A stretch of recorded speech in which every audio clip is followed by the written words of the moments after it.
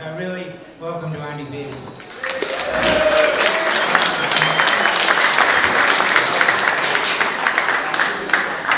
Now I'd like to say, we are here today to do young marijuana.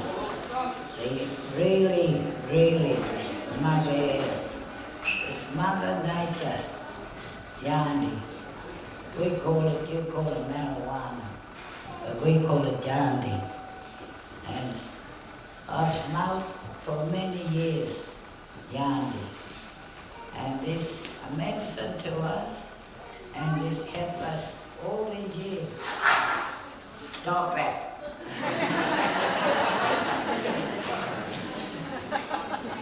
Richard. And as I say to the doctor, and those that come here first, and first time, I say to you, welcome to the country. Have a look around. Keep open eyes, open ears, and shut mouth. I'm sorry. I hope you learned something today in this hall about where we're going, where we're coming from. We've got to get real. Don't sweep it under the carpet all the time. Now, as I say, welcome to country, welcome to Evangela and the Bible people. And those who just come today for this meeting to hear what this doctor has to say, welcome to all of you. And I hope we learn something today, Michael. And how we feel when we walk on it. And if you want to use it as medicine, hey, it's the best medicine in the world. The doctors have found, haven't they? But the straw, we still got to smoke the straw, and it's so hard where we're going to stand up for our rights to use something that we know is good for our soul.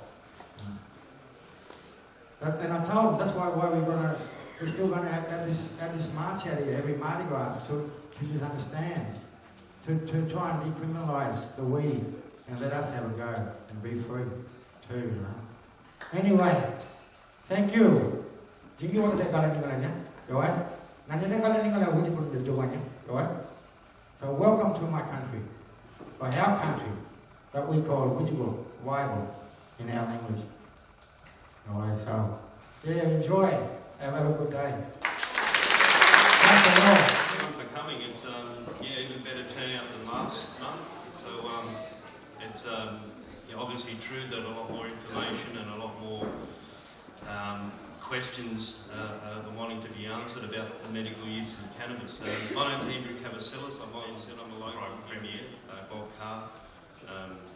Go through a heap of motions to try and get medical cannabis approved. In fact, his most famous quote was that it was the government's duty to get medical cannabis to patients. And back then there was no the big difference, there was no paediatric epilepsy recognised as being treatable by cannabis. But the government sure did ignore people with HIV, with cancer, with MS and other debilitating illnesses that could find benefit by medical cannabis. So we find ourselves here, the big game changer for medical cannabis has been the paediatric epilepsy, and the governments have found it very difficult to ignore that. It's the same situation for everyone around the world. And so I suppose, my talk today will probably be about where we are now, why we're here now, what people understand about cannabis, and I suppose dispel some of the myths about cannabis and bring it back down to just being a very good pharmaceutical product for humans. And we'll take some questions afterwards. And I suppose my main reason for coming in the first talk and this one too is to just inform people about the claims that are being made about cannabis. Sometimes aren't as genuine as they seem, and sometimes people really have to find good research and really dig in to Google or wherever you choose to search about actual research and what's the difference between a research paper and a clinical trial and that kind of thing. It's very, very important, and so, you know, when we've looked into a lot of the claims, especially the main ones, some have come up really good, some come up better than expected, and others, you know, the evidence has been lacking, or the evidence or studies have been distorted to make it sound like it's better than it is. So primarily when I'm talking about medical cannabis, I'm talking about the traditional cannabis that's been around for thousands of years, it's been studied, and that is the high THC cannabis indica. The CBD thing, I know that there's CBDs in high THC cannabis, and they vary, and there is some more recognition of CBD in assisting in that, but generally what I'm talking about, what I'm referring to, is always just traditional high THC cannabis, that obviously delivered in various strengths, like the difference between, you know, opium you can make heroin and you can make Panadol from. There's all that variance there, and you know, most people who find benefit sort of sit in the middle of that. So cannabis is much the same, just as opiates are produced in the opium poppy. Cannabinoids are produced in a cannabis plant. The whole active ingredient is it's what's needed. You can't really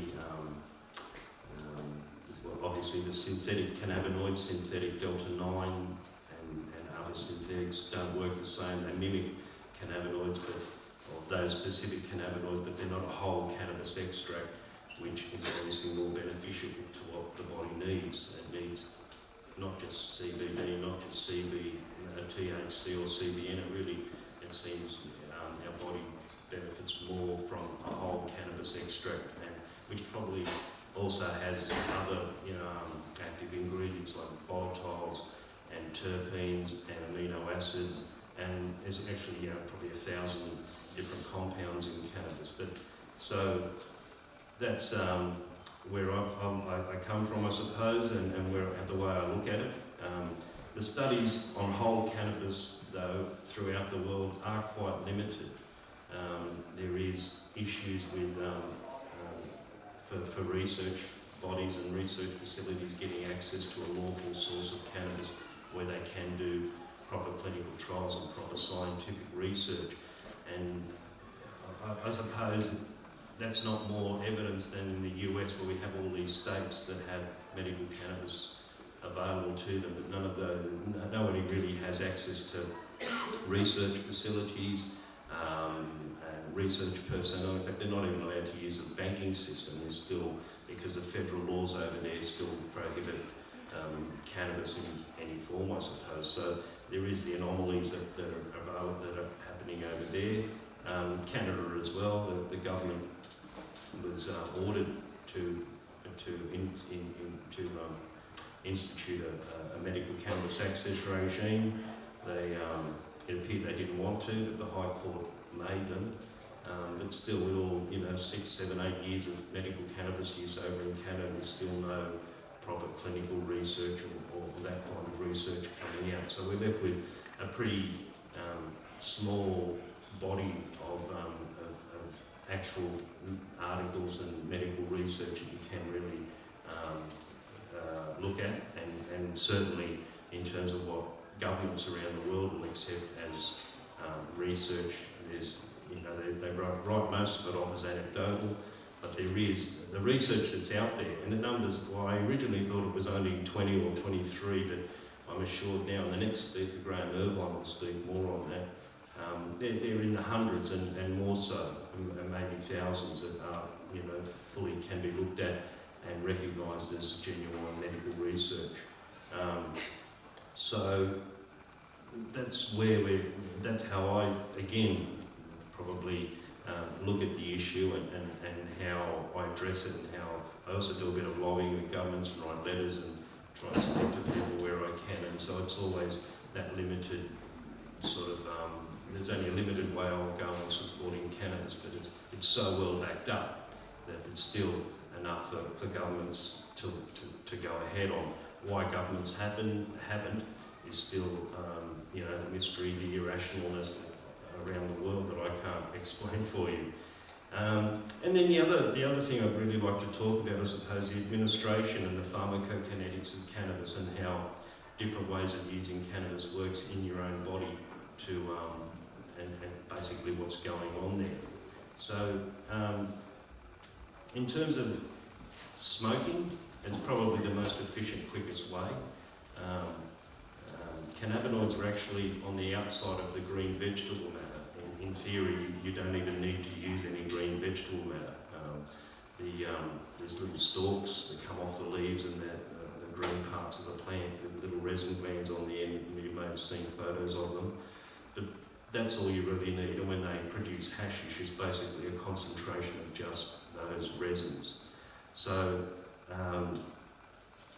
people, when they smoke cannabis and pieces of the green vegetable matter, which have the cannabinoids all over them, they go into the lungs, and the capillary and blood vessels work their way around the lungs and obviously take cannabinoids out, or there's a process happening when they're burning as well, which really has to happen so that our body can then take it.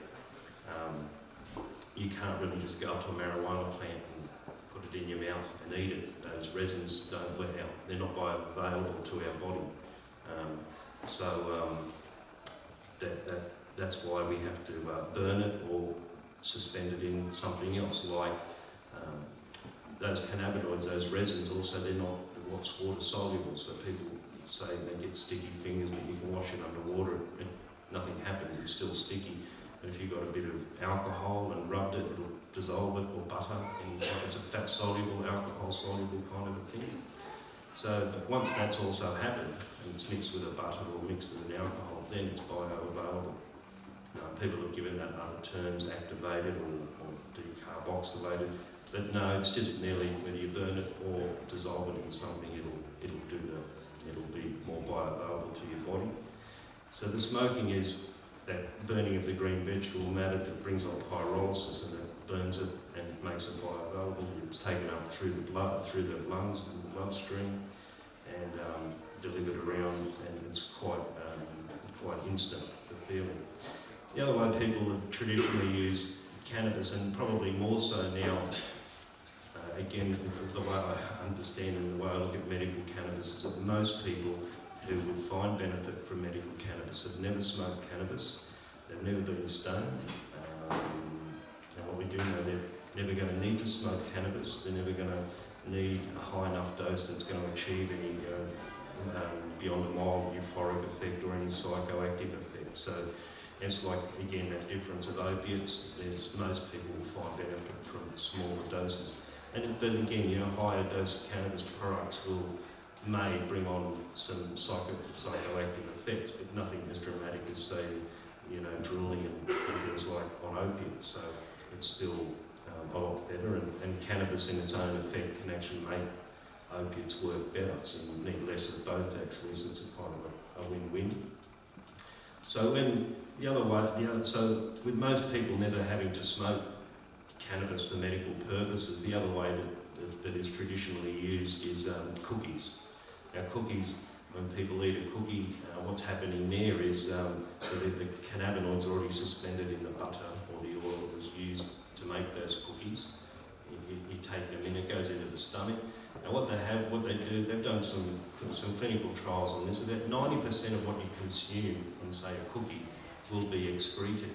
The other 10% will make its way to your liver, which will turn it into 11-hydroxy. It's another compound that's between 4 and 7 times stronger as what went in to the liver, basically. So when that starts entering the bloodstream and exerting its own effect and therapeutic effect, that's when you feel it. So eating cannabis like that, it's basically using the GI tract, the gastrointestinal tract, and it's very effective. It's a slow release.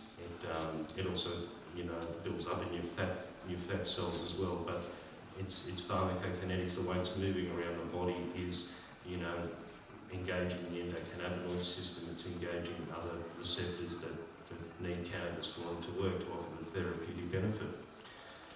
Basically, they primarily they're working in the GI tract. People, they call them sublingual, or hold them in the mouth as long as possible. And while that fluid sits in the mouth, there's buccal glands, there's fat-soluble glands in the mouth, in the cheeks generally. You find people who chew tobacco back in the day or chew coca, that's always held in cheeks and other stimulants. And so cannabis, can be taken up by the buccal glands which are in the cheek. But people who are taking a tincture, you can try and keep it in your mouth as long as possible. You're usually fighting a swallow reflex, but while it sits in the mouth, and especially if it's swelled up the cheeks, there'll be a lot of uptake by the body, and that moves in a different way. That'll go through the bloodstream it's got into the bloodstream, and it's still being delivered to the liver, which is it's doing its trick and turning it again into something that's a lot more bioavailable and a lot stronger than what went into it.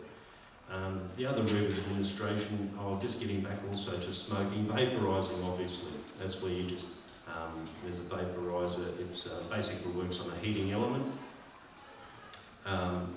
Green vegetable matter burns at a lot higher temperature than the vaporisation temperature of those resin glands. So it's all magic to the eye, but basically you put your green vegetable matter in the vaporiser on a heating element. It heats it up, not to burn the product, but just hot enough to vaporise those resin glands.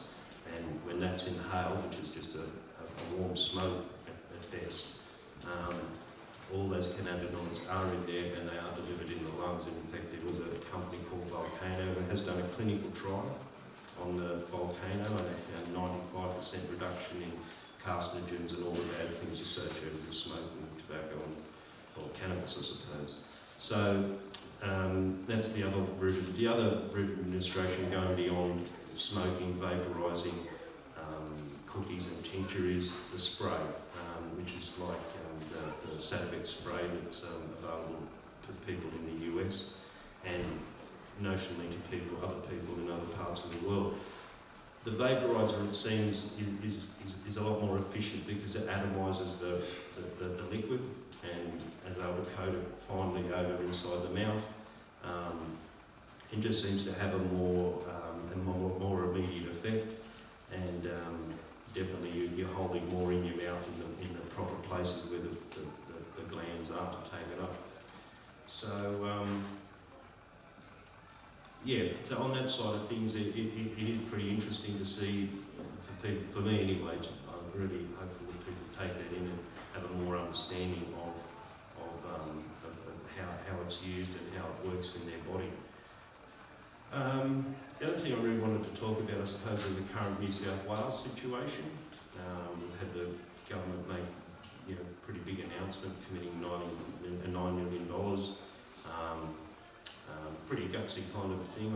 For me, to put that in context, Mr. Baird, our Premier, is saying that New South Wales will be the first state in any country of the world to initiate and bring into effect a medical cannabis regime. So it is a very big ask, and it's obviously not surprising that other states in the country are saying, well, watch what happens in New South Wales first. There is obstacles. I say we're in the same boat as every other person in the world. Most other countries don't have access to citizens-initiated referendums as they did in the US.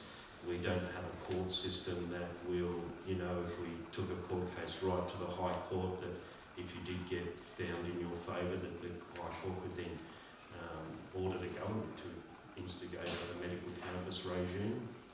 We don't have access to that. The Israeli government and how they're doing it, I suppose, I'm looking at it more and it seems very commercial. And what we do know is that there's some kind of, they have some kind of a permit, or they're working under licence from Sigma, which is one of the other big pharmaceutical companies in the world. And I think there should be more questions about why can't Australia do that kind of research? Why can't our government be involved and allow it, facilitate it, encourage it, or we just still talk about it? So yeah, what's happening here in New South Wales, we're talking about the terminal illness defence, where people have to go to their doctor and get a certificate signed by their doctor that their condition is terminal. And there is what's more. I spoke to a doctor yesterday about this, and he told me about the caveat that's been sent to the doctors on that, and basically warning them about what a terminal illness is and the risks that they will face if they sign a certificate of such a thing for a patient who hasn't got a terminal illness, who isn't imminently going to die. So, doctors are, for most doctors especially, that's a big warning sign. And also, of course, a doctor signing that form, if that patient then does go away and get themselves some cannabis and then dies 2 days later, that doctor could be liable for, even being involved in that. And the threat also, the back threat to the doctors and the medical profession, especially in general practice, is that their insurer will not insure them, remove that insurance. They didn't sign up. Certainly there's no clauses in their insurance that says that the doctor will, allowing people per se to use cannabis. So it's a bit like in Israel, for those who went to the Tamworth Symposium, where we had visiting Israeli medical cannabis researchers. They still complain about the lack of uptake by the medical profession in Israel, just the lack of uptake, the lack of knowledge and education of the medical practitioners, because they're still talking about an unlicensed, unprescribable product. So, the medical profession shy away from that. And the same was the Czechoslovakian representative who was at Tamworth as well, that also talked about this amazing medical cannabis regime that they had in place, and upon questioning it turned out that only one person has gone through all the hoops and the red tape to try and get that. So that's kind of where we are here. We're in the same boat as everyone else. The medical cannabis issue at the moment is riding, I suppose, on people like the Haslam's and people with terminal and that kind of cancers, and obviously the epileptic children. I think there's very good scope for cannabis products to be used in conjunction with chemotherapy, and there's a lot of really good research in Spain that's coming out of it. Suggest anyone read some of the Guzman research or the Spanish research on medical cannabis. It's definitely right up there in some of the most up-to-date in the world.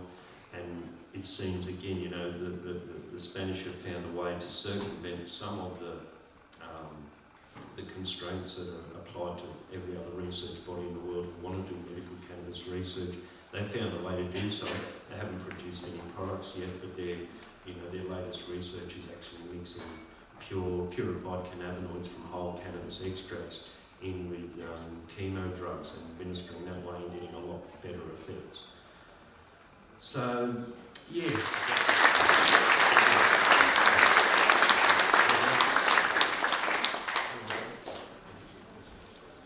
Sorry, I've just got a quick question. You did bring up about the fact that Australia is now the only country in the world that is not legally able to consume hemp food. Yeah. So that was a recent decision by our government. Our health minister, I think, was saying something ridiculous like it'll give the wrong idea. Send the wrong messages. Send the wrong messages to the youth of Australia that it's okay to smoke cannabis because you're allowed to eat hemp food. So number one, ridiculous. Number two, ridiculous is that thing that you brought up about the police, saying that it will compromise roadside drug tests. How can it compromise roadside drug tests? Hemp food, industrial hemp food, has 0 to some very, very small amount of THC. How can the police be allowed to continue to be part of this brick wall that we keep hitting? Look, the whole thing's irrational. I mean, what police have done is made comments.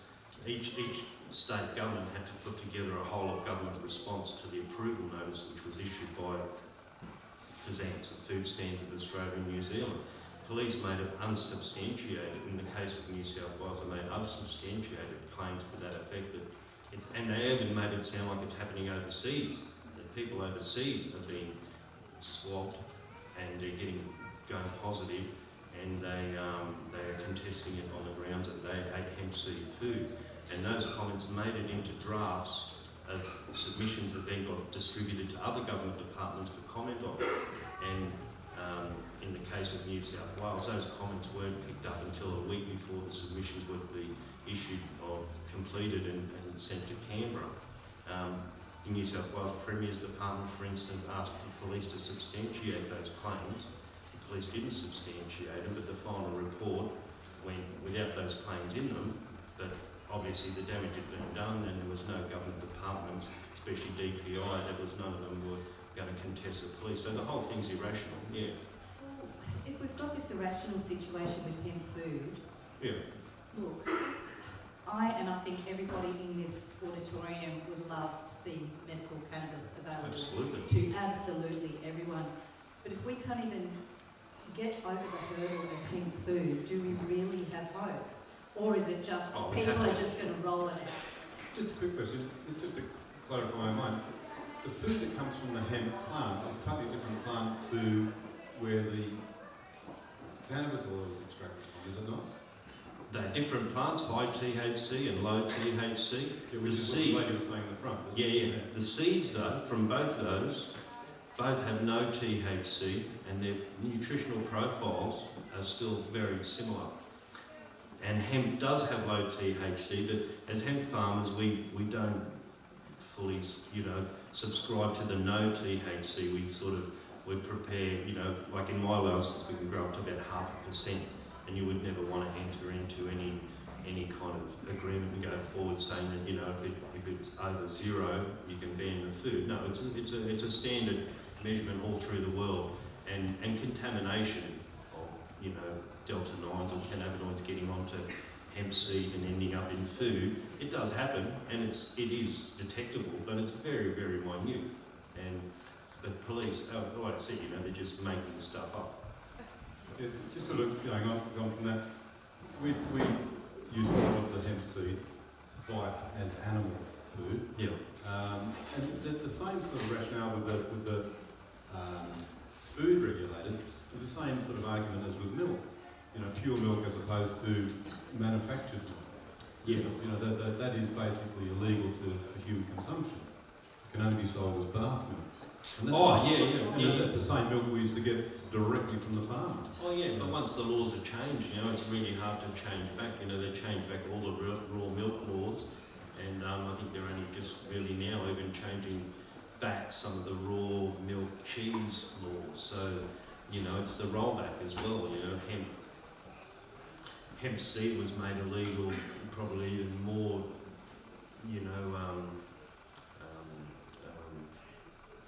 illegally than that, because the UN drug charters that was set up in the 30s specifically said that these drug laws, these international drug laws, do not apply to hemp grown for seed or fibre. And it was only the allied countries that took on the total ban of hemp and cannabis in all its form. In fact, most of the populations of the world, China, India, the whole Russian area, behind the Iron Curtain, they never stopped hemp. They never stopped growing hemp, eating it, and using it for a number of different reasons.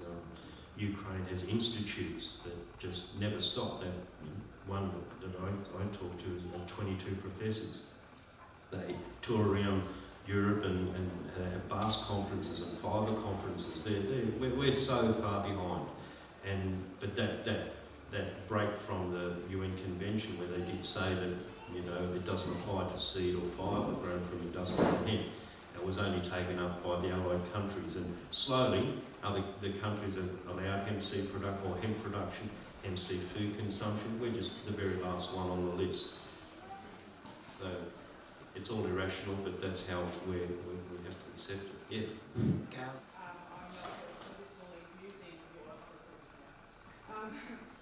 Where do you suggest Queensland go from here? Because obviously New South Wales have got the Premier, and Victoria have got the Premier doing pardons for families, but Queensland, we're hitting brick walls wherever we turn. And that's, you know, it's very interesting for people because it is kind of a new push now, and you know, the medical cannabis pushes have been varied. This is the most that we've seen. As far as I've seen, Labor and Liberal, LNP both agreed, they both wanted to go ahead, but they want to wait and see what happens in New South Wales. As far as the general population, that's going to satisfy them. For the people who are taking up the lobbying action now, what I see, and I haven't really got involved, I believe there's some mums up there and that, but yeah, yes. But yeah, if you don't understand and speak to people who've been down this road, you will get led up the path time and time again. You will get politicians who will speak to you so convincingly that we're all onto it, we believe you, and they will lead you up the garden path. It'll take you 18 months to realise, hey, this is not going anywhere. We've been through it here in New South Wales. We've had this is the second time for us with our Premier getting up there. We got led up the garden path over and over again. Now we're a bit more au fait with it all. And in fact, at a hemp party level, federal level, a hemp party, which is here based in Nimbin, has made approaches and had at a federal level that we actually do need a full federal judicial inquiry into the rescheduling of cannabinoids to allow for medical services.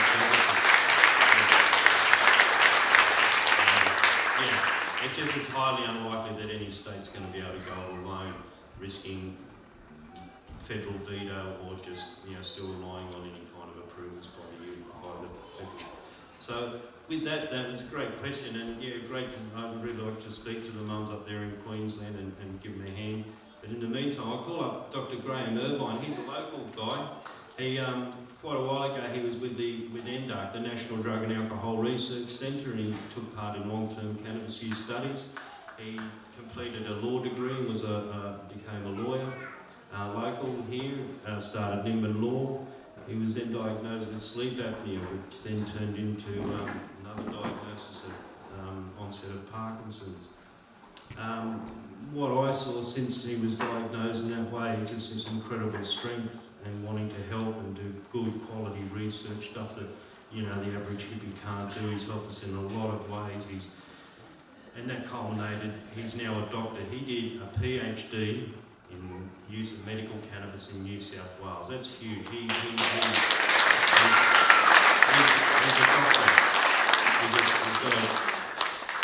He's all but got a PhD in THC, and he was the first person in Australia, as part of that PhD, to actually bring in a consignment of Sativex and use it for his condition. Unfortunately, it wasn't very successful, but the point is that he has. But the PhD that he did really just showed and was able to highlight the amount of really good research that's out there, without saying blanket comments that there's 10,000. He knows which papers they are, the numbers, and which ones are recognised, and that's why I'm really happy that he has come today. We're really lucky that we've got him, and we'll get as much work as we can out of him. So thanks, Graham. And he's an original Aquarian, Graham. 1973, genuine pioneer.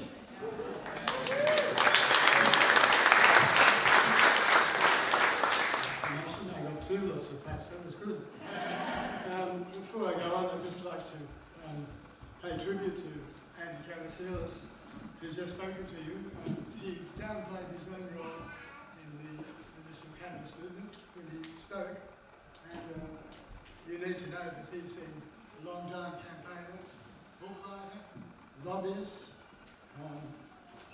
for the medical cannabis cause for about 20 years, something like that, so we owe a lot to him.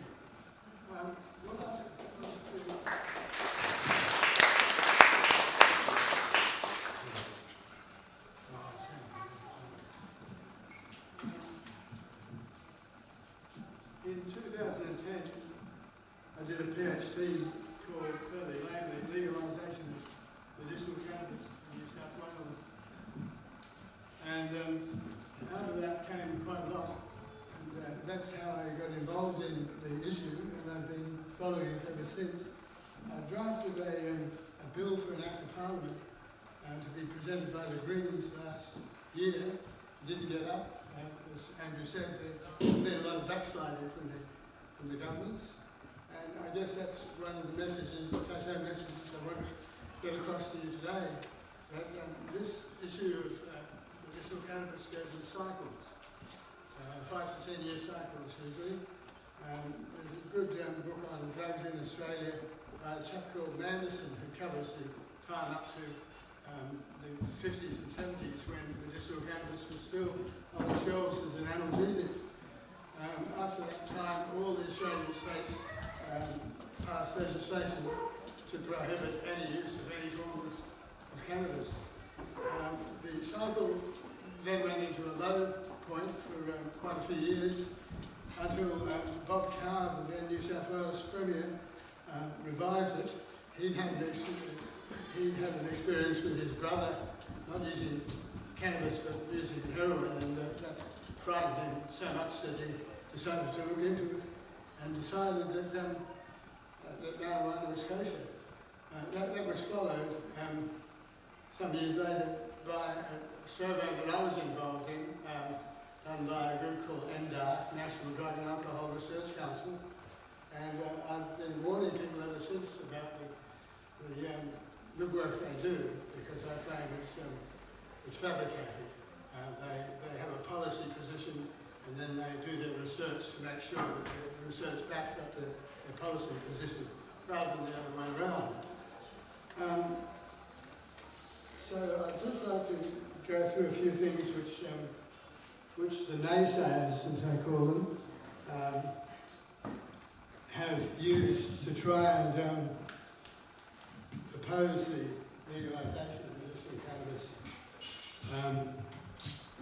In the 1995 study, the 564 long-term cannabis users in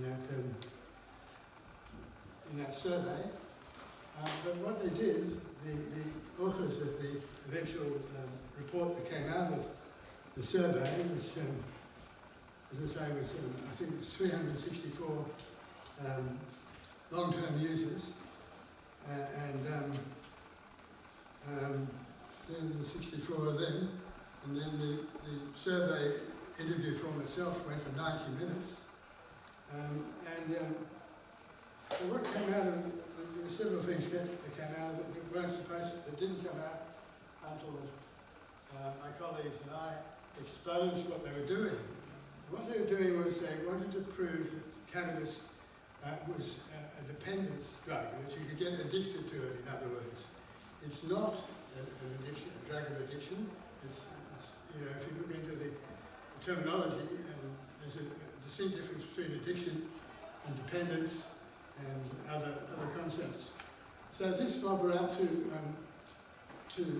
say that they'd found dependence on the drug amongst these long-term drug users. In fact, they found the opposite, but didn't acknowledge that.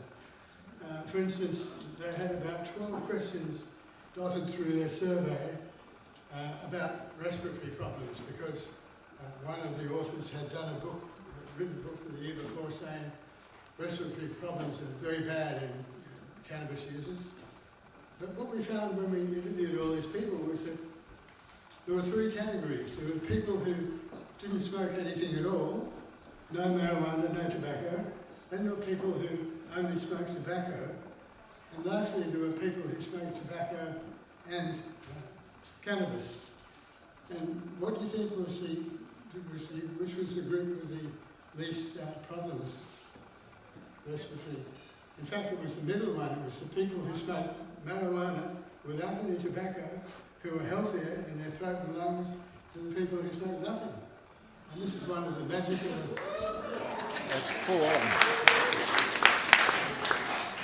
And this is one of the amazing things about the amazing plant called cannabis, that it can affect different people in different ways, and it can have the opposite effect to what you'd expect. So that some of the side effects attributed to marijuana are diarrhea, but then other people say it gives you constipation. It gives you a euphoric feeling, or it gives you a very down feeling. And this is one of the many conundrums that the chemical scientists, the biochemical scientists are trying to sold, but as Andrew told you, there are, you pick your own number, but my number is 466 constituents in cannabis sativa, or indica rather, and of those, 43 odd which are like THC, are psychoactive. They have an effect on the brain. I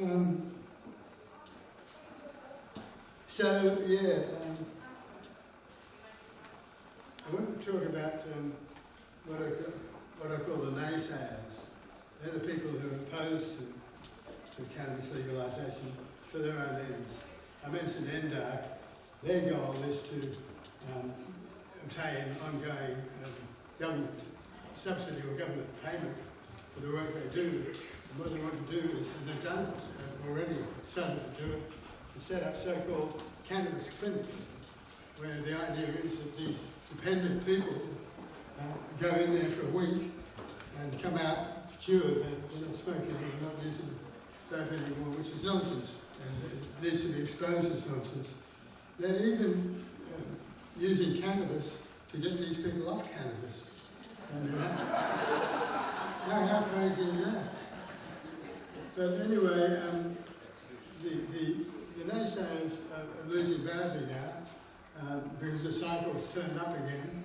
And we know now that the Gallup poll is done every year or so, I think, and that's shown the trend, or a figure of around about 70% of the total adult population in Australia think that cannabis should be legalised. And that's been that way for those figures like that for 5 years now or more, and it's improving all the time. As part of my thesis, I did a survey of every GP in this region, from Grafton to Tenterfield to Twin Heads, and I was staggered because you don't get these search results. But 100% of those doctors said that if there was scientific evidence, they would be prepared to prescribe cannabis for whatever maladies you had. So this indicates that there is a need and a demand for medicinal cannabis, and the naysayers were clearly wrong.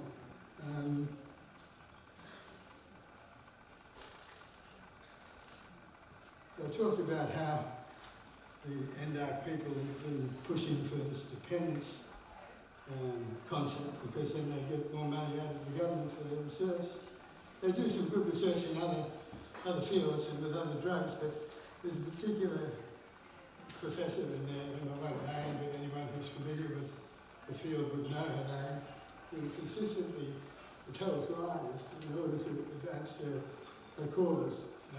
The latest one being that there was a working party inquiry set up by the New South Wales government a couple of years ago now, at which she appeared as a witness and said that, for instance, that following the legalisation of cannabis in some of the American states, the rate of recreational use went up, what did she say, 10%, I think it was, when in fact the real figure was 2%. And that's largely attributed to what they call the halo effect. When they legalised cannabis, they got people who hadn't tried it before, and they were just testing the water at first, and that was the reason for the 2% rise in overall marijuana usage. Just getting back to the 1995 survey, I just want to read you some of the things that they said.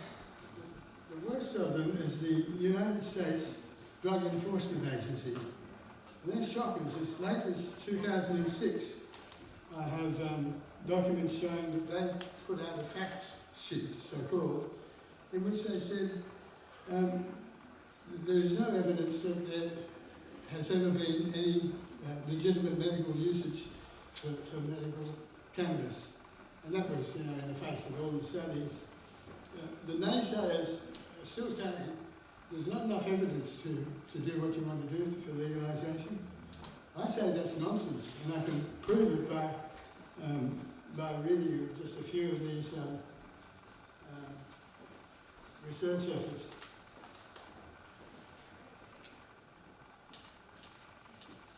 A review of 134 studies, I'm quoting from a thesis here, in late 2006 led its author to conclude there is an overwhelming body of research supported by a vast number of recent laboratory studies on animal and human models to demonstrate the increased tolerance of pain from administration of cannabis or individual cannabinoids, including THC.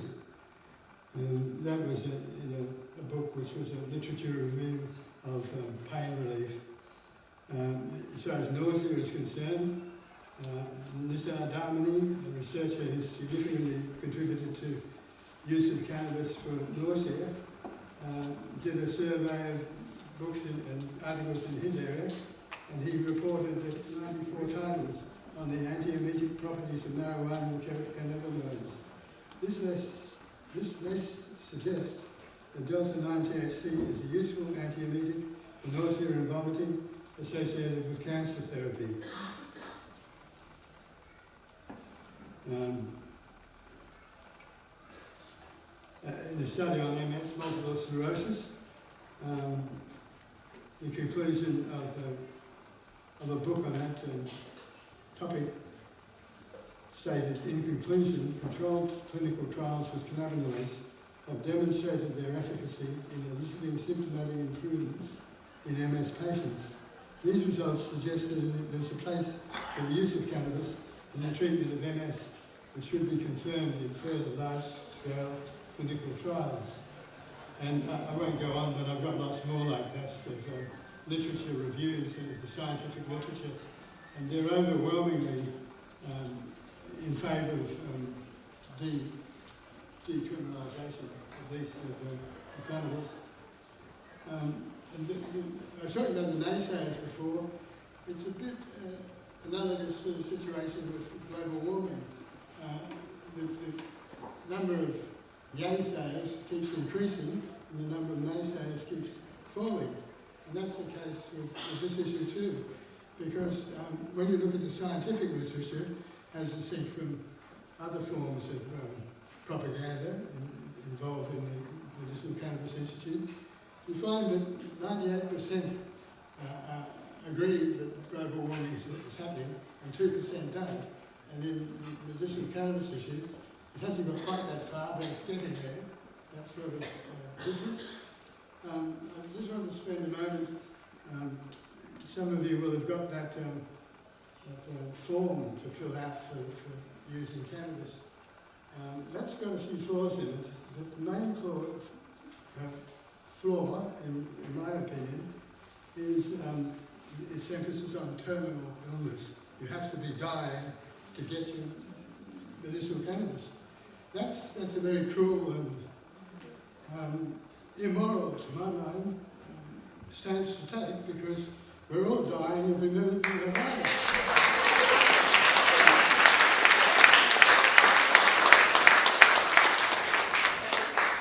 So the effect of banning people who have an illness which would benefit from medicinal cannabis, but who can't say that their case is terminal, will be denied therapy that works. It's just like the working party that the Parliament set up a couple of years ago, who came down with a recommendation that the government should allow medicinal cannabis to be used, but only where the illness was terminal, or they had a couple of other categories too. But it amounted to the fact that they didn't trust people, and that they were, instead of trying to be inclusive about the legislation and who it would cover, meaning between recreational and medical uses of cannabis, this working party said, we should allow it for chronic pain associated with cancer, with multiple sclerosis, with a couple of other things, but that excluded many more cases, like MM cases and epilepsy cases, which have hit the headlines recently, and deservedly so. And so, yes, we should be agitating not only for what we've got, but what we can get to wipe out this dependence on this refusal to budge on the issue of terminal illness. Terminal illness is in the eyes of the beholder, really, you know, and doctors being as conservative as they are, I wouldn't trust their discretion on the matter, nor would I trust the police's discretion in the matter, which you'll see in that form that's available at the front of the hall there.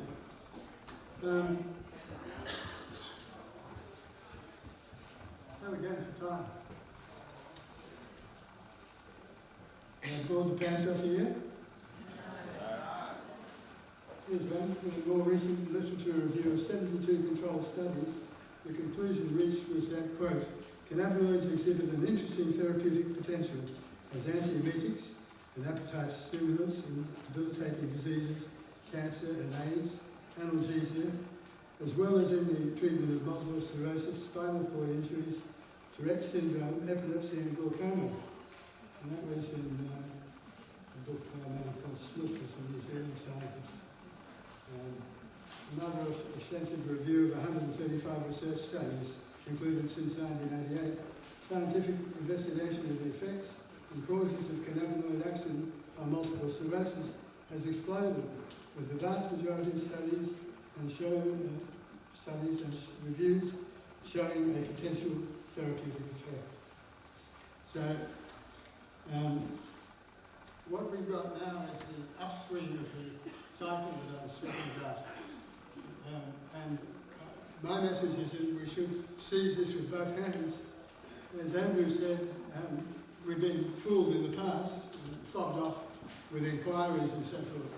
And the government is still to this day talking about trials and inquiries. They won't budge on this issue. At the moment, that's their present position, until they do these 3 lots of trials in different hospitals. But these things have been done all over the world, including Australia, before. They don't need that ammunition. They've already got enough facts, as I've just read out, that would make it possible for them to honestly and morally say we're basing our policy on this, and to give up the idea of terminal illness. And you see, in my view alone, I'm an ex-lawyer rather than a scientist. I think that it's immoral to have a situation where one doctor might certify that that patient is suitable for cannabis therapy, whereas another one in the same hospital in the next door bed with a different GP signing off would say no, you know, she is not available for use of cannabis because his illness, her illness is not terminal. I find that extraordinary in legal terms because, as I said before, terminal is a very elastic concept.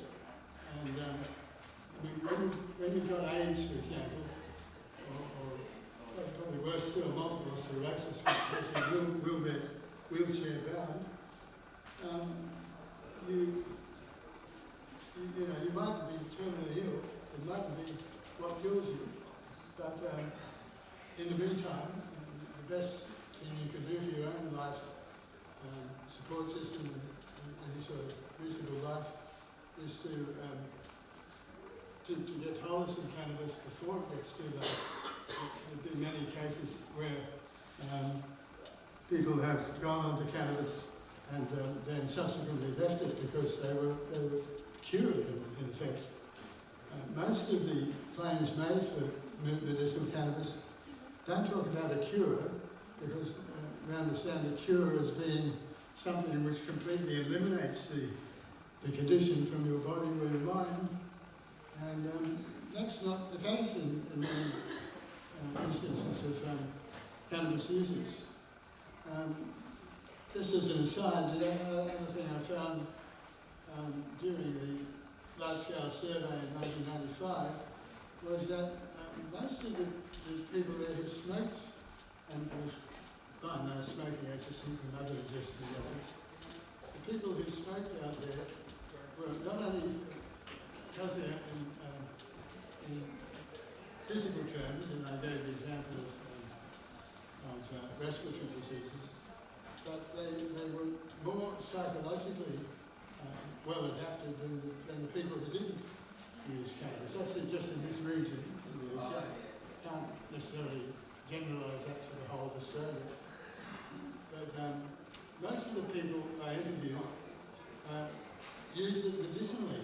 You know, I'd never thought about it before because I knew these people who gather around at the end of the day's work and have a bomb or pass a joint just as you would a bottle of beer after work. And when I was talking to them, I found that in fact they were using the drug not as just a recreational drug, which assumes or presumes irresponsible use. You know, no good reason, just to get high. But these people were titrating their dose to what they needed to get by each day. Some of them had, a lot of the women particularly had arthritis, osteoporosis, which they claimed the cannabis helped them with. A lot of the men had bad backs, which were also, they say, treated well with cannabis. So that study and subsequent studies of long-term users is deficient in that they don't make clear that there's a lot more medicinal cannabis users than they think there are.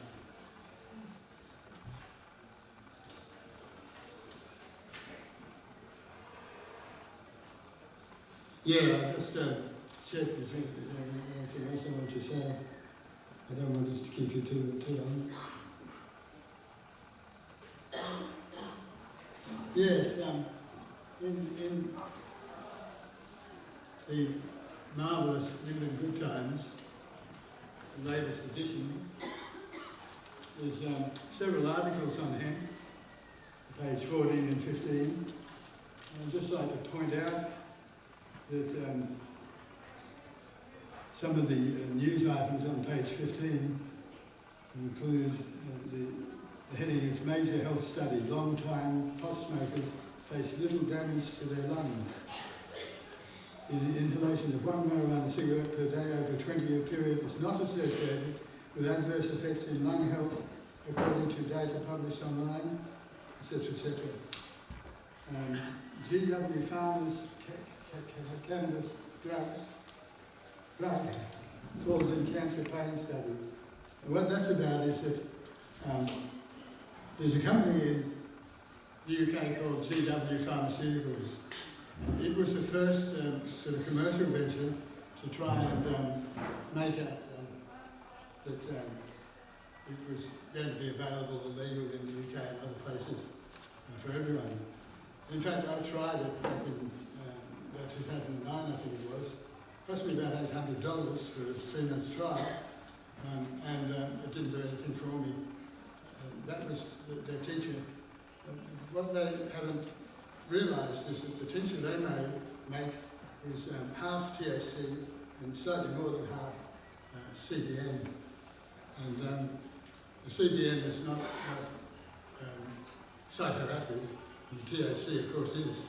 So they said, GW in their publicity said, look, we've balanced the two. And so you're not going to get stoned, but you're going to be helped with it. Well, I've got to tell you, in my experience, that's nonsense. And the reason I didn't take to it was that it came in a little pump spray. And the idea was you had to pump it into your inner cheeks, and then it wouldn't go down your gullet, but it'd go into the bloodstream and past the blood-brain barrier. What happened was that it just dropped down into the gullet and you automatically swallowed it, which means you've been in the land of cookies. You've got to wait 4 hours until it affects the right places. And that was no good to me because I was researching at the time. I just have to give up after about 2 o'clock. I couldn't do anything. And the other thing was that these pump action sprays weren't very effective. You couldn't control the dose. Sometimes I'd get a big dose and sometimes I'd get a small dose. So that experience led me to realise that we've got a way to go yet because there are so many possibilities with this plant that haven't been explored. Although there are many that have, we need to be cautious and we need to keep pushing for the legalisation of cannabis, and fight the good fight. Thank you. Good morning, everyone. Listen, most of this will actually be questions and answers because I really want to be more responsive to what's on people's minds than what's on my mind. But first, a little ad. We're trying to get together a study tour of Israel. Now, that's hopefully going to take place in the next month or two. The cost is going to be between $5,000 and $6,000. It will also include a meeting with Ralph Maturin. So if anyone's seriously interested, 6-year leading, it went back and forward from Fazance to the board to the governors, and in the end it was rejected. Now, we're already told we're the only country on earth that won't permit the use of hemp seed as a food. Now, get that right, it's not illegal to possess the hemp seed, right? It's not illegal to sell the hemp seed. The only thing it's illegal to do is to advertise it as a human food. So we're going ahead with the development of the hemp seed food industry in this country, irrespective of what the government has done. The only difference is we won't be able to actually make the sort of end products we want because our focus is on nutrition for children. Right? We don't want cannabis only for terminal illness. We want to actually prevent terminal illness and give kids a much longer and happier life. Now, this is serious, right? There is a cancer epidemic happening right now, right? I've been in medicine nearly 30 years now, and I've seen a dramatic transformation in the age of presentation.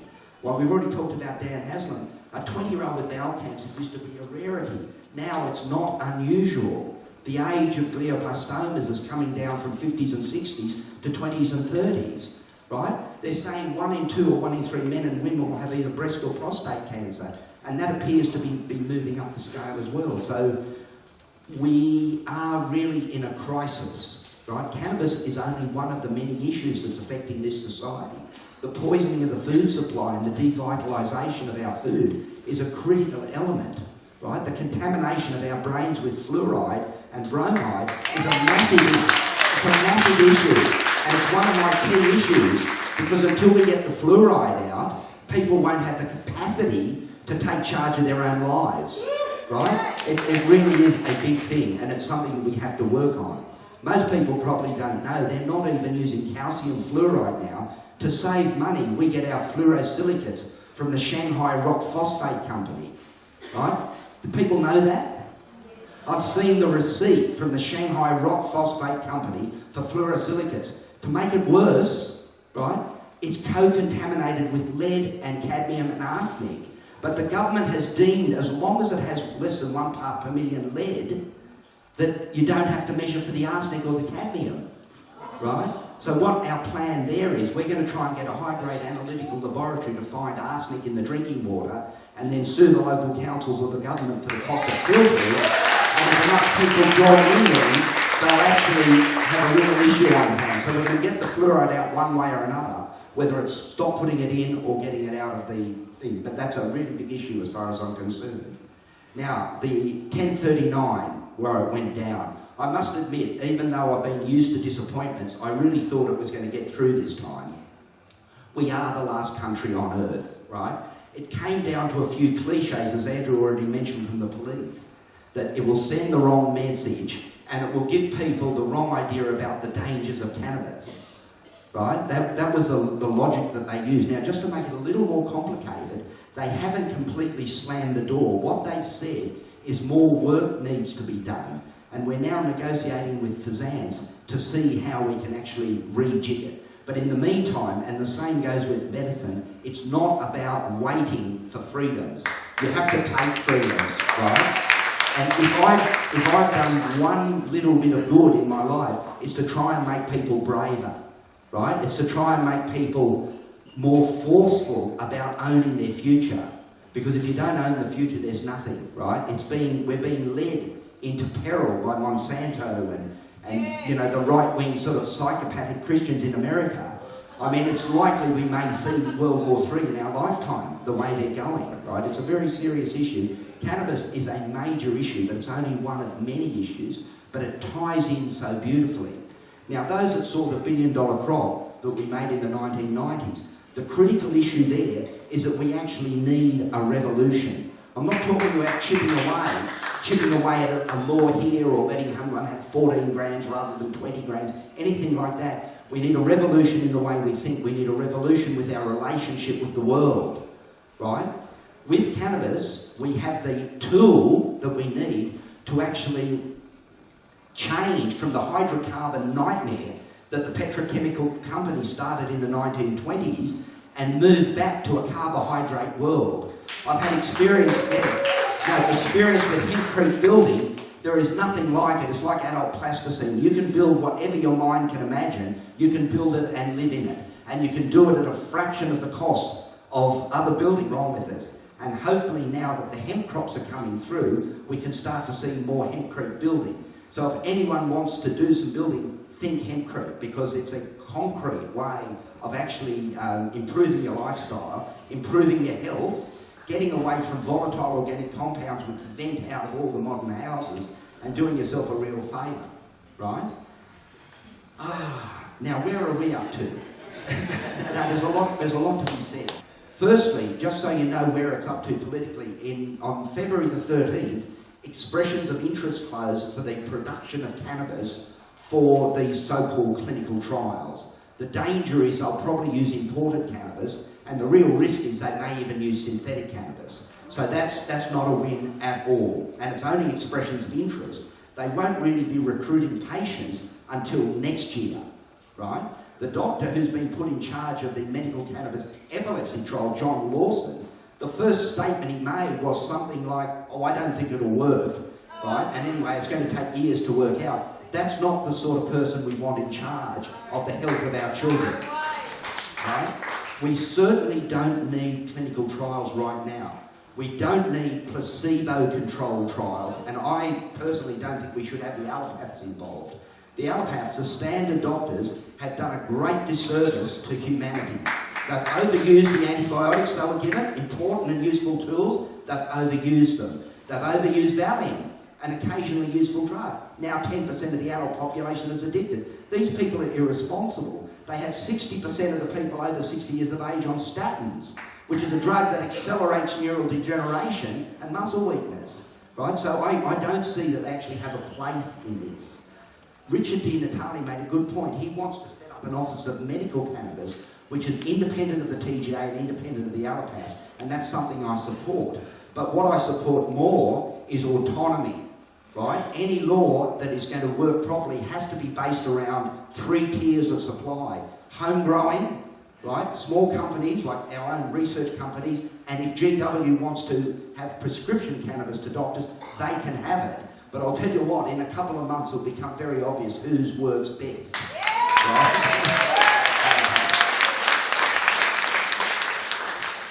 Now, I really have to say a few words about CBD and THC cannabis, right? Because there's a fair bit of misunderstanding, and in fact I've copped a bit of flack over my pushing, I suppose you'd say, of CBD cannabis. Most people have a passing familiarity now with the endocannabinoid system, and in case you don't, basically the CB1 receptors are densely populated in the brain, and the CB2 receptors are in the immune system in the gut. There's probably several more receptors in the same family that yet haven't been worked out, right? So we're a long way from understanding the endocannabinoid system. But there's a couple of very clear differences between THC and CBD. THC significantly and specifically stimulates the CB1 receptors. It certainly has significant anticonvulsant effect, and that's been established over centuries, if not millennia of use. CBD or cannabidiol doesn't directly stimulate either of the receptors, but it upregulates the amount of anandamide that's in the system. So it's a more intrinsic way of increasing the tone of the endocannabinoid system. With epilepsy, right, and firstly, you shouldn't have a barrow to push. A lot of the people are pushing THC. Oh, don't talk about CBD, it's not the real thing, right? They work best together. I don't think there's any doubt about that. But the way we've been approaching it with children, I usually go through an algorithm. So we start all the children, when it's available, on CBDA, right? And if you're not familiar with the acidification decarboxylation, it's very simple. In the plant, all the cannabinoids have an acid group or a COOH group attached to them. When it's heated or when it's stored for a long time, it decarboxylates or removes the carboxyl group, and so-called becomes activated. What we found is that CBD-A has excellent anticonvulsant, calmative and anti-anxiety properties, there's no doubt about that. But it doesn't work on all the children we give it to. So then we try CBD, we decarboxylate the CBD. If there's an element of spasticity, for instance in cerebral palsy, then we add some THC in the A form and then later in the decarboxylated form. So in the presence of a simple clinical regime, you can work out a beneficial regime for up to 70 or 80% of the kids. Now the reason why I don't support placebo-controlled studies is this. Say for instance, to keep the numbers simple, 50% of the afflicted children with intractable epilepsy did well on cannabis in any of its forms, right? But 50% didn't. If you run a placebo-controlled trial, half of the people in the active group are going to fail. So the test looks suboptimal.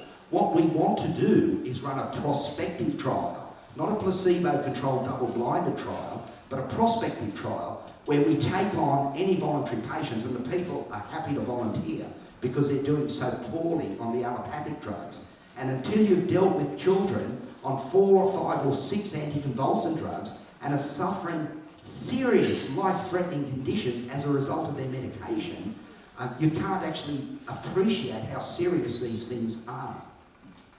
Yeah, so a prospective study is what we want. That way we go through all the kids, they all get a month of therapy and you pick out the responders, right? Because when a child responds to any of the cannabinoids in their preparation, it can be life-changing. We found we not only control the seizures, but the acceleration of their mental and motor performance is sometimes dramatic. And you'll be hearing from one of our star performers fairly soon, I hope. Okay, the next big topic is cancer, right? And because we're in the middle of a cancer epidemic, it's on everyone's mind. I mean, I would say not a family in this room has not been touched by cancer in one form or another. And in the next 10 and 20 years, it won't be a lot more. Now, Rick Simpson's done a lot of advertising, I suppose, or promoting the use of a concentrate for cancer treatment. Now, at this stage, we certainly don't have all the answers, right? So I can't give you all the answers, but the questions are starting to come into clearer focus. The first thing is, a subset of people with cancer do respond very positively to cannabinoids. There's no doubt about that, right? It appears that they respond better if they haven't received prior deep X-ray therapy. The deep X-ray therapy appears to generate what they call resistant cancer stem cells.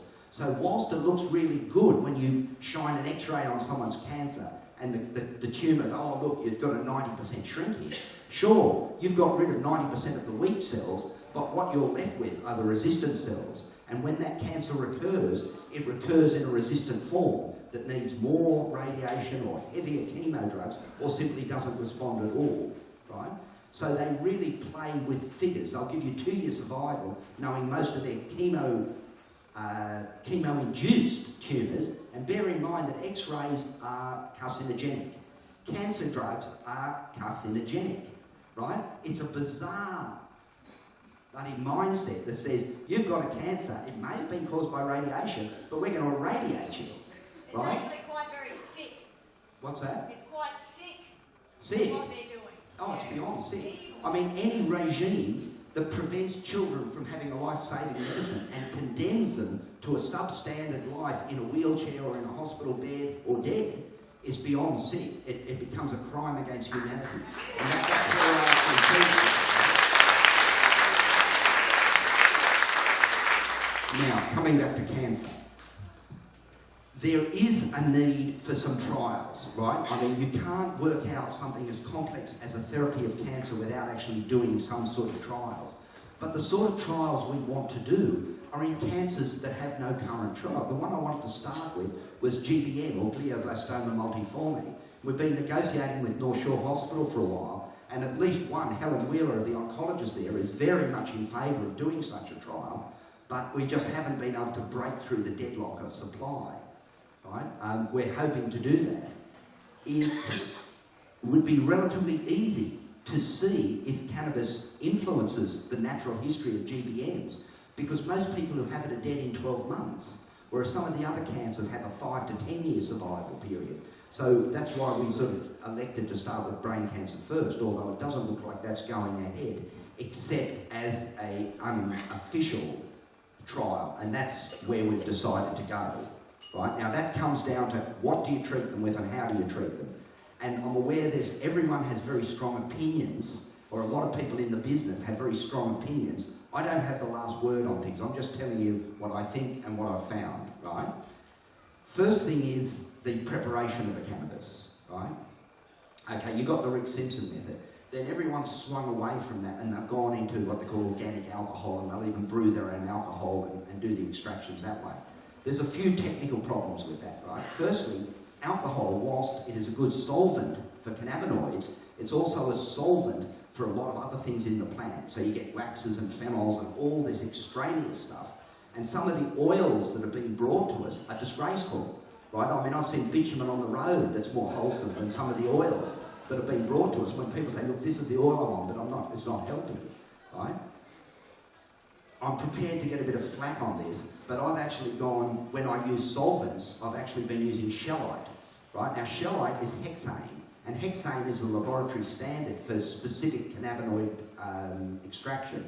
When you make a shellite extract using solvents and in the freezer, you generally end up with a nice golden honey oil compared to the black tar, which is sometimes as low as 30 to 50% cannabinoids, and the rest is just extraneous matter. Probably the biggest excitement over the last few months for me and some of the others is the use of dry ice bubble bags. Are everyone familiar with that? Have a look on the internet, right? I mean, we haven't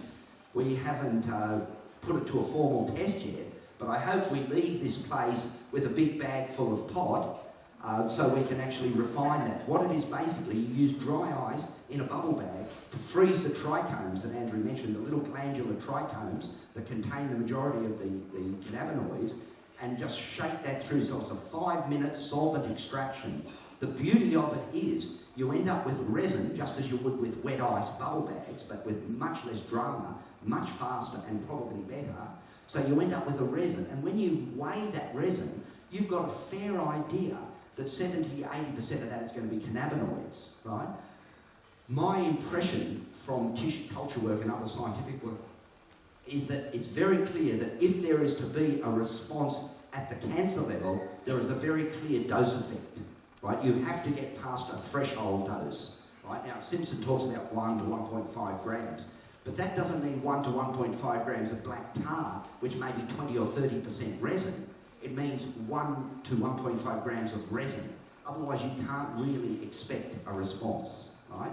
The other thing is, and it's very clear from the tissue culture work, that cannabis has an effect on cancer directly, independent of the immune system, and probably as a result of helping the immune system as well. So it has a two-phased attack, right?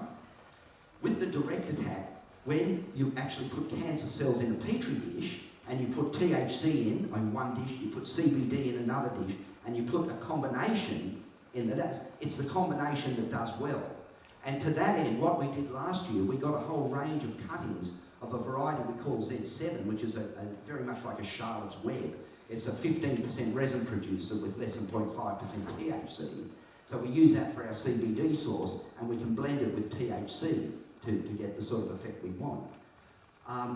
We very much look forward to doing some cancer trials. Now that we're fairly well known, people are coming to us with their cancers that haven't been treated with chemo or radiation, and that will give us a much better opportunity to test these regimes at proper doses and at reasonable quality control to see how we're going, right? Having said that, there is still very much a place for skillful surgery. So it's foolish in many ways to sit on a bowel cancer that could have been simply excised and rely on cannabis. We generally prefer a quality debulking operation followed by cannabis therapy. The problem with that, over the last 3 years, there's been a bizarre movement away from cancer surgery as a front line where it probably belongs. But now everyone's getting chemo before their surgery, right? It's an atrocious development. They're getting chemo and radiation before the surgery on the theory that it shrinks the tumour so the surgeon can cut it out better. What it does is shrink the person, unfortunately, and it ruins their immunity, and it reduces, in my opinion, the chances of actually getting a long-term cure, which is different from a short-term response. Now, key to all our medical work is proper analysis of the cannabis, right? I mean, I've said using dry ice method, we can get a good resin and we can have a fair idea. We can use smoking as a rough idea of how good things are, but that's not the way you can run a proper medical project. Now, for the last few months, we've been trying to, I suppose I'd say, courting Sydney University. David Alsop, you might have seen him around the place, and Ian McGregor. And after a long period of negotiation, they more or less agreed that they'd look into doing the analysis for us and actually running a service where people could bring their oils before treatment for testing. He only contacted me, I think it was about 3 weeks ago, and 10 minutes after I got the phone call, I was on their doorstep with a suitcase full of samples to be tested, right? Unfortunately, they're very much academics and somewhat lacking in courage, I might say.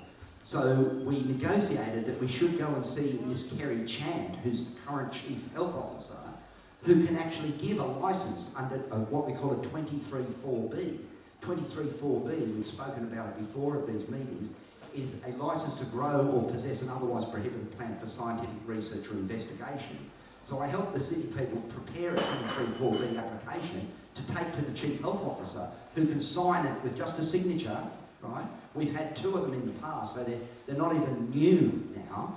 But seriously, last Monday, Chant refused to give Sydney Uni a 23(4)B to do any analysis except to test cannabis on people who are going to be recruited into the trial, right? Which is meaningless because it's only going to be 20 or 40 people, right?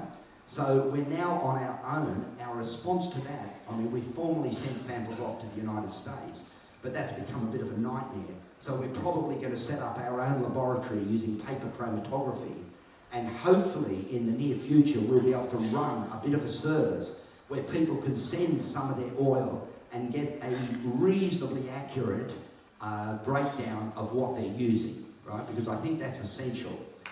A lot of very second-rate people, I have to say, are becoming involved in the medical uses of cannabis. And it's not really the medical users they're becoming involved with, they're rip-off merchants that are preying on the sick and dying, right? And it's really a very sad reflection of that's the way things are going. Our most vulnerable and damaged group of people have an extra layer of anxiety and expense and disappointment as their opportunity to reclaim their life and their health gets ripped away by substandard preparations at inflated prices. Now, what else? I think that's all for now. I mean, I could talk till tomorrow morning, but you'll probably get sick of it. And I usually prefer to be responsive to what people actually say. What we use, I mean, there's lots of different ways of preparing, and it's horses for courses, right? I found a really simple way to prepare clean, solvent-free medicine for children especially, is to use a sonicator, and we use MCT oil, or medium-chain triglyceride oil, right? Just so you know what we're talking about, coconut oil is a 60-40 blend of medium-chain triglycerides and long-chain triglycerides, right? The difference is coconut oil can be solid at room temperature because of the long-chain triglycerides. The other thing is long-chain triglycerides aren't easily absorbed through the mucosa, they have to go through the lymphatic system, and it's a metabolic drama. Whereas MCT is very light and very easily and very cutaneously absorbed oil. It's freely available, it's not too expensive. So to make a medicine for the children, in the first instance, what I do is put dried herb into a sonicator, just a jewellery cleaner, preferably one with a heater at about 40-50 degrees so it's viscous, right? And sonicate it for a day or two, like intermittently for a day or two, and just filter that through. That's a very useful way of doing, a very simple way and without solvent. For cancer treatment, I mean, if you're trying a primary anti-cancer treatment, it would be hard to actually get the sort of concentrations you want. I managed to measure some of the stuff I did. When I put 100 grams of Z7, which is 12 to 15% resin, in a litre of coconut oil, it comes out 4 to 5 milligrams a mil, which is fine for epileptic children, but for someone with cancer, we'd much prefer that they have the gram and a half a day for a month to see if you can actually turn the cancer back. Now, the science is coming on board, because what we've found is not everyone with cancer responds at all, right? Some tumours appear to be inherently resistant, and it's not just whether it's a prostate or a breast or a lung. It's not like that. It does appear that different cancers have different densities of cannabinoid receptors on them. And this has been established in prostate cancer because it's very easy to get the biopsies of the prostate cancer. And then you can use a technique called immunohistochemistry to actually visualise the cannabinoid receptors. Some tumours are really densely populated with these receptors, and that appears to indicate that they're going to be receptive to cannabis cancer treatment. But there's no way of knowing in advance whose cancer's got these receptors and what proportion, right? It's relatively simple for a laboratory with immunohistochemical experience, and I can certainly do that because I did my PhD or my MD in that sort of technology. But, you know, you need a lab to work in. And that way we could predict with relative confidence who's likely to respond. So in my ideal world, if someone came in with a breast cancer, they'd be biopsied, we'd look at cannabinoid receptor density, and then they'd be channeled to either surgical or cannabis therapy in the first instance, right? But yeah, MCT oil I found really useful. If you do the bubble extraction, like the dry ice extraction, which is probably the best way for mums and dads to do it, because it's relatively inexpensive to get a bubble bag, and it's all on the internet, and it's relatively inexpensive to buy dry ice. It's about $10 a kilo. You might need $20 worth of stuff to extract a pound, right? So you can extract the resin, and then you can actually dissolve that resin into MCT and use that. Suppositories or rectal administration certainly seems to be gaining a lot of popularity, and probably for good reason, right? Andrew already indicated that once you eat cannabis, and even if you're spraying, a lot of it is through the liver, and you generate these 11-hydroxylated variants, which are very psychotropic with delayed onset, right? And people can have a lot of trouble, and I've had a bit of trouble with especially single isolated people taking Rick Simpson style oil on their own, right? The shadows can start taking on a life of their own and things like that. With the rectal administration, it doesn't appear to occur to anything like that degree. And in the real world, where we're using a 50-50 blend of CBD and THC, the psychotropic effect doesn't become a problem at all. So our current method of approaching this, and it's still experimental, but the current way is to extract using CO2, right? Bring it up to about 3 mils a gram in oil and inject it rectally once a day at night. That's the current regime, and we're going to treat some people like that and see how they go. And hopefully by next year, we'll either have moved on to something else or happy to report that appears to be the way to go. But that's where it's up to. Nutrition is essential. I mean, you start that beforehand. I mean, we use things like green smoothies, hemp seed, raw juices. Without changing your diet, right, you haven't got a hope, right? You may be able to actually seriously changing your diet, right? It's not a hardship. It's not hard to do it healthy, right? I mean, after you've done it for a couple of months, if someone offers you a McDonald's, you probably vomit on them, right? It just changes your perspective on the way things are. Yeah, absolutely critical. Andrew, what about olive oil? As a solvent? Yeah. Yeah. I mean, I've used it when I've run out of MCT oil. The trouble with olive oil, it's a bit like coconut oil. It's got the long chains in it as well. It's greasier and stuff like that, but if that's all you've got, it's a perfect carrier, right? Yeah. And the other thing is a lot of people are coming to us and they're using vodka, extracting with vodka. Just because, you know, I mean, most people's rationale is it's for human consumption, therefore it'll be okay.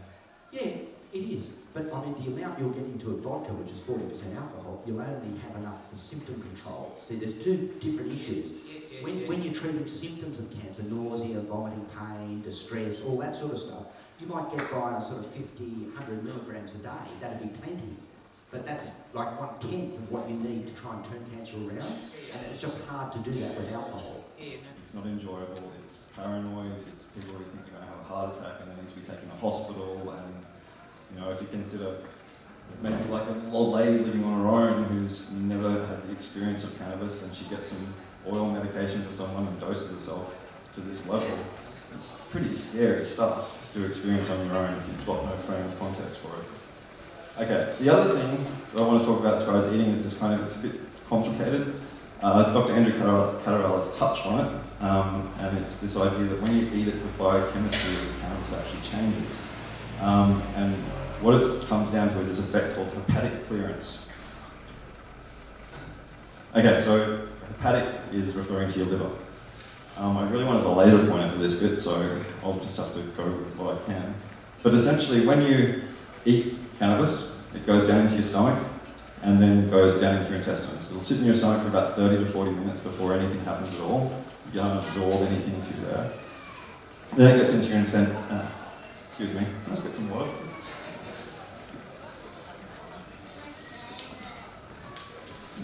So once it's in your intestines, then the absorption starts. Now, I don't know if you can see my little diagram here, but I'll point to the bit that I want you to notice. Just above the little arrow there, you'll see that from the intestines, the blood goes directly to the liver. Same as from the kidneys. And then it goes to the heart and then it's circulated around the whole body. Okay, so as we know, when the kidney gets hold of chemicals, it tries to detoxify them and get them out of our system so we can excrete them. And cannabis is not. So, you eat cannabis, goes down to your stomach, sits there for 45 minutes, goes into your intestines, gets absorbed into your blood, then goes through your liver. Now, the first time it goes through your liver, you might have heard Andrew Cattarellis mention this one, 11-hydroxy-THC. Now, some studies I've read suggest that this is actually more potent, more powerful version of THC, more psychedelic. Other studies have suggested that it's actually about the same potency, but it does get in quicker. It passes through our membranes faster, it gets into the receptors faster, so it does, in one way or another, it produces a stronger effect than just regular old THC. And then, so up into your brain, 11-hydroxy-THC, eventually it gets back into your blood again, and then goes back down to your liver, and gets hydroxylated again, and becomes THC-COOH, THC-COOH. Now, interestingly enough, that's actually the same, or another chemical name for THCA, what we start with in the plant. It's what we turn it back into. The only difference is,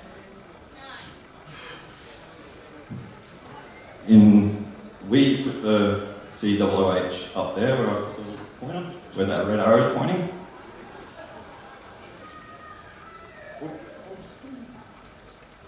Whereas in the plant, it's actually on this other carbon ring down the front here. So that's where it is on the plant. But essentially, it's got the same number of carbon molecules and oxygen molecules as what's in the plant. It's just after we've added that to it, it stopped working again. Okay, so now this is where it really starts to show you the difference between smoking and eating. So the first thing you'll notice is that on the smoking side, the time scale there is in minutes, and on the eating side, it's in hours. So it's a much longer process that your body goes through when you ingest cannabis through oral forms.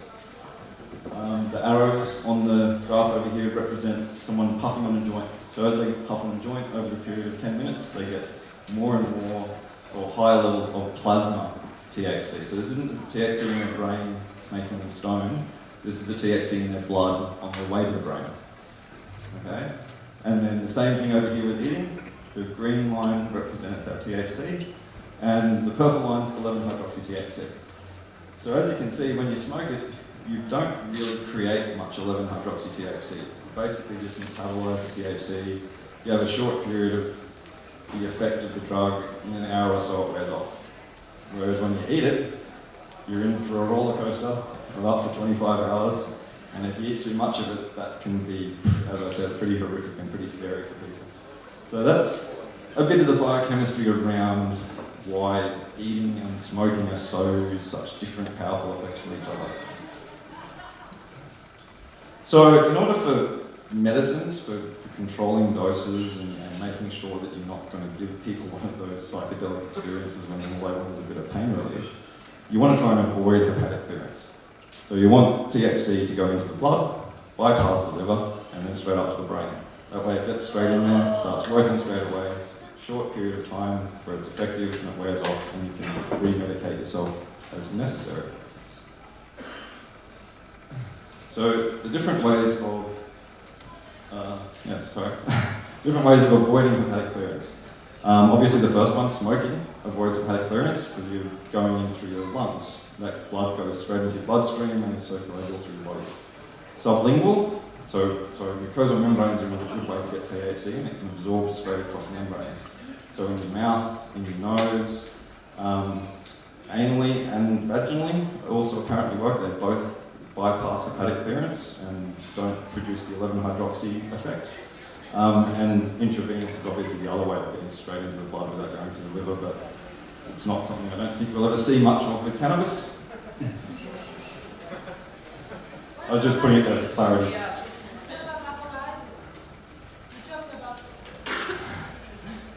So the next way that we can, as I mentioned, one of the problems with smoking is you create all these other compounds when you incinerate it.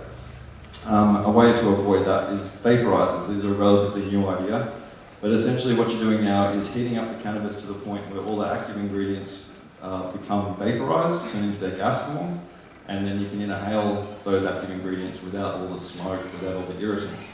Now, I must point out that this still can be irritating to some people. The actual THC molecules in your mucosal membranes is not necessarily comfortable. For anyone who's tried tinctures and stuff, you'll recognise that kind of peppery sensation. Imagine that peppery sensation all the way down your throat and your lungs, so it can still irritate. Minimal destruction of active compounds because you're not heating it up to hundreds of degrees Celsius. Once again, it's just like smoking, very fast acting, it goes straight into the system, wears off in about the same amount of time, no 11-hydroxy peak. One of the obviously disadvantages of this method is you need, in many cases, I haven't looked at the price of these things, but they're often quite expensive. And you want to get one, if you are going to get one, you want to get one that actually is accurate in its temperature, because if it's not hot enough, you don't vaporize all your active ingredients, and if it's too hot, you start destroying them again. So you might be able to get cheap vaporizers, but I would be a little bit sus on how effectively that actually work, because temperature control is really important with getting effective vaporization. And that brings us on to the sort of topic, I guess, that most people are actually aware of and here for today is oils and waxes and concentrates. The advantages of these over the other methods which I've just discussed is that you've got an absolute known dosage. Excuse me.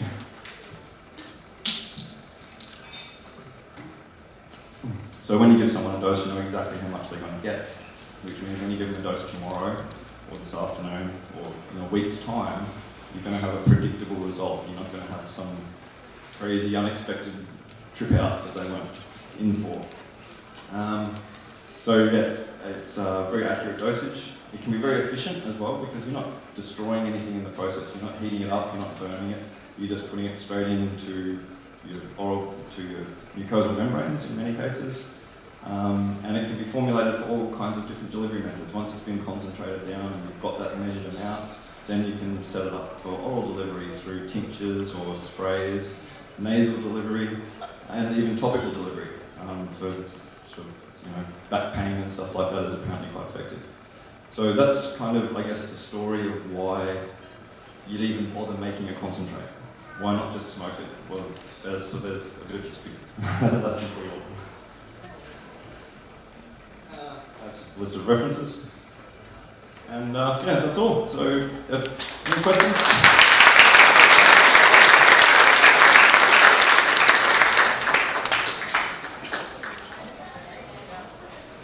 No questions at all?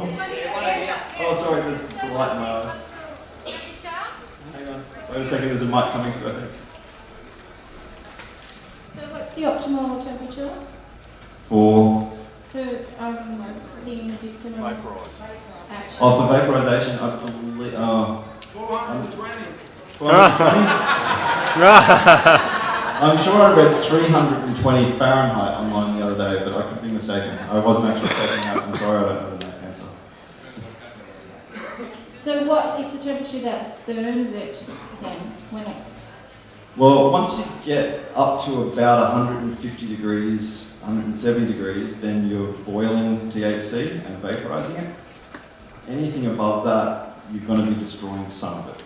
And you do have to get above that for vaporization. So it's minimal destruction in vaporization, but it's not completely non-destructive. So it's only a 20-degree sort of variation in the best heating? I haven't looked into the kinetics of exactly the best methods for vaporization. I just know that it is an important factor when you're considering vaporizations. And to the point where I've read about people who actually use their vaporized, the stuff that they're vaporized, and they can either smoke that or make oil from it. So they're not getting all of the active ingredients out of it. It's not 100% efficient. There's no lethal effect to overdosing on cannabis. It's really important to notice. So I wasn't saying that there's any danger to overdose. It's an unpleasant experience for people who don't know what they're in for. But it's not dangerous. It's not going to kill anyone. The reason why that happens is when we take pain medications, they're often opiate-based. When opiates go into your brain to cause pain, they go into a part of your brain called the hypothalamus. The hypothalamus is really important for controlling your heart rate, and controlling your breathing, all of that sort of stuff. So if you overdose on an opiate, it shuts down your breathing, shuts down your heart. Cannabis, THC, all the binding sites for that are either in your immune system or in your cortex, in the outer part of your brain. And the outer part of your brain doesn't control any of those critical functions that keep you alive, so you can have as much THC as you want and you'll never be able to kill yourself from it. Just get it. Really slow. Critical distinction. And how much cannabis do you smoke on a daily basis? Oh. Or use at all? Me? Yeah, you. No, you don't have to ask that. I just like to know. Just out of curiosity. I smoke about an ounce a week. An ounce a week. You are one of these, so one of us. Sorry? You are one of us. Oh, yeah. Don't be put off by my clothes. If I could say something. Here we go. Hi, my name is Trizzy. Just in relation to those who, when they take their medications and they feel they get a bit much THC high and feels uncomfortable, you can grind black pepper on a slice of tomato and dial back your high. You can also do it with orange juice. It's very important that the nutrition needs to be really, really pushed on this, and some recipes and so forth shared around, but there is a lot more to it. But thank you very much. Question. Wait for the mic. No, mic's coming. No, but we need to record. Thank you. I don't know if you're the correct person to ask, but I was always told never to eat it raw because microscopically on the leaves are little weeny hooks that actually can cause damage to your gut. Do you know anything about that? I haven't heard that, to be honest. I mean, from this little picture here, you can see these are the trichomes that people have mentioned. Most of the ones you can see on there are, I think it's called capitulate trichomes. They're the ones with a little ball on the top. But there are other trichomes that just are a little hair that just come to a point. They're not really cooked, and they're not particularly hard or vicious things, so I wouldn't imagine that there'd be too much damage to your intestines from eating raw cannabis, but it's not going to do too much because it's THCA and it's not THC, so it's not going to produce the high that people might expect from eating. Sorry, Andrew? No, I've got some background information on that. The man who invented the microscope was Mr. Van Leeuwenhoek, and the first thing he did was to look at black pepper to look for the little hooks that gave it such a sharp taste. And he actually disproved the sharp hook theory, but it looks like it lives to come up. It is fascinating how many things that are dismissed scientifically a long time ago that still persist in our views of the world. It's fascinating when you actually look into some of the things that have been completely dismissed by science 50, 100, 200 years ago, and a lot of the people in this room probably think they're true. Not because they're stupid or anything, just because no one's pointed it out that we actually worked it out a long time ago. It's not a problem. Going on from the lady said about eating it raw, like if you have the leaves straight in a juice or something, are there benefits as well for pain relief or anything like that from doing that? Do you know? I think you'd find. I mean, there's a lot of information I've seen online about people juicing raw cannabis and eating it dietary as a dietary supplement and stuff. Because the thing that provides pain relief is THC and not THCA, I think the effects of juicing raw cannabis are going to be minimal for pain relief. One thing I need to point out though is that in a biological system, nothing's ever 100%. So within the plant, it's not all THCA. There's a little bit of THC there. And if that plant material has been stored for a year and it's not been stored well, then it probably is mostly THC now and not THCA. So, yeah, there's a few curly bits to that question, but essentially, no, you're not going to get pain relief if you cut a fresh bud off a plant and stick it in a blender and mix it with juice and drink it. You'll get some benefits from the CBDs and stuff like that that are in there, but you're not going to get stoned. You're not going to get significant pain relief. And your pain relief does come from being stoned. Hemp seeds almost daily, and I take hemp oil, just industrial hemp oil, almost daily. And I do find that there is a significant decrease of arthritic pain. So I understand what you're saying, but and it's not raw, so that really doesn't answer that question either. But just taking hemp oil, which is a cold pressed oil from the hemp seed, I do get a significant decrease in arthritic pain and swelling. So from a health point of view, yeah, but it does give it a little pain relief. Okay. One thing to keep in mind with, that's a very good example in fact. One of the common treatments for arthritic pain is omega-3s. So maybe it's actually the omega-3s in the oil that are helping you and not THC. Serious pain from cancer, drinking some cannabis juice is not going to help you.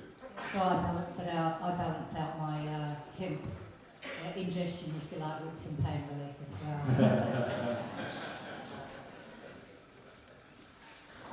What's the benefits of juicing in the juicer, industrial hemp, leaves and heads and things like that? I haven't looked into it, so I can't actually give you a proper answer on that. Andrew's probably more informed on this stuff than me. But industrial hemp's still high in CBDs. Leaves of almost all cannabis plants are still quite high in CBDs. So, yeah, juicing a whole plant like that, you're likely to get some CBD benefits and other things like that, but the THC is not there. So if you're looking for THC relief, you're not going to get it from juicing fresh material. But importantly, is decarboxylation necessary? And if so, what are the temperatures? I'm finding so many different temperatures as guidelines to make sure that medicine isn't destroyed, and it's got to get up to a certain temperature to be activated, and I can't find anything consistent. It's very difficult to find consistent information on that. I have looked, and even going to the scientific literature on it, there's different methods that have been used and they seem to work. Essentially, the idea is you want to bring the oil up to close to its boiling point. You don't want to take it above your boiling point because once, if you imagine a pot of water, once you bring it up to its boiling point, you start losing water. So you don't want to bring the oil up to that temperature, but you need to get it warm and up to about, it ranges anywhere from about 120 to about 150, 160 degrees in the reports I've read. But different amounts of time is the other thing that you have to take into account with that. The people that are doing it at 160 degrees might only be doing it for 10 minutes. And whether it's oil or whether it's buds, that needs to be taken into account as well. Buds decarboxylate much quicker than oil because an oil is it's that big, thick, viscous mass of stuff and the chemicals have got to get out of there. It's very difficult for them. So, I guess I would start by asking the question, what are you trying to decarboxylate? Decarboxylate, it's the oil. The oil? Okay, so you've got a pure preparation of oil. Well, a pure oil, but also I've done coconut infused oil. Okay. One thing I will point out quickly here is that if you have saw a protocol online a couple of weeks ago of, and this has already been brought up briefly, using vodka to do the extraction, which is just not a good idea. You don't get very good efficiency with vodka. And then the next part of the process, they said, was to decarboxylate it. So you've got this solution of water, vodka, and oil, and the instruction in the protocol was to bring that solution up to the temperature of 150 degrees Celsius. Now, I don't know how many people understand too much about the boiling physics of boiling a liquid, but most people know you can't get water to above 100 degrees Celsius when you put it on the stove. You can boil it and boil it and boil it, and want to get anything hotter than that. So logically then, you're not going to be able to get this solution of oil and vodka, which has got an even lower boiling point, and water, to anything above about 80 degrees. So once you've got a vodka tincture, you can't decarboxylate it. It's actually impossible until you get rid of all the vodka and all the water, and you can decarboxylate that. If you wanted to make a hot tincture in that sort of method, what you need to do is decarboxylate before you make the tincture. So you need to get the buds and bake them in the oven to get them decarboxylated and then make the tincture from it. So that answers the question. Oh, hang on. So we want to talk about temperatures. That's right. So to get back to your question, for oil, you want to probably get up to about 150 degrees with no solvent left for about probably 20 minutes from the literature. I looked at 20 to 30 minutes. The trick is, if you've got that in an oven, you need accurate temperature control in your oven, so you probably want to have a thermometer in there. And you don't just want it sitting there still. So you need to open the oven periodically and get it to mix around, because otherwise the chemical reaction just kind of comes to a halt at a certain point and it won't continue any further until you agitate it. Has that answered your question? Okay.